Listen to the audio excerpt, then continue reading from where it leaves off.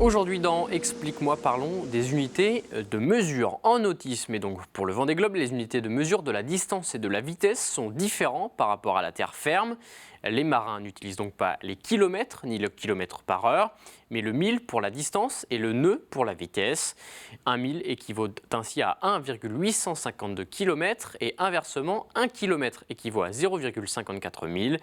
Pour le Vendée Globe, la distance à parcourir est évaluée à 40 075 km, soit 21 638 milles.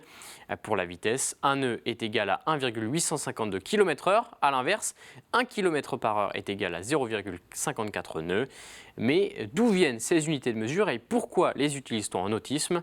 Les explications d'Étienne Saïz, responsable sportif du team Vendée Formation. Nous, on utilise toujours le nœud, c'est-à-dire que quand on rentre dans le milieu de la voile, on parle en nœud, c'est toujours comme ça. Et c'est sûr qu'il ne faut pas s'amuser à parler en kilomètres dans le milieu de la voile parce qu'on passe vite pour quelqu'un qui n'y connaît rien. Voilà. Alors pourquoi le nœud? C'était sur les unités de mesure pour savoir la vitesse à laquelle le bateau avançait.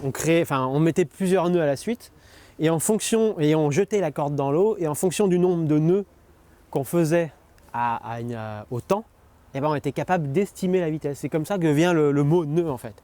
C'est le nœud autour d'un cordage qu'on laissait traîner dans l'eau et on voyait la vitesse du bateau.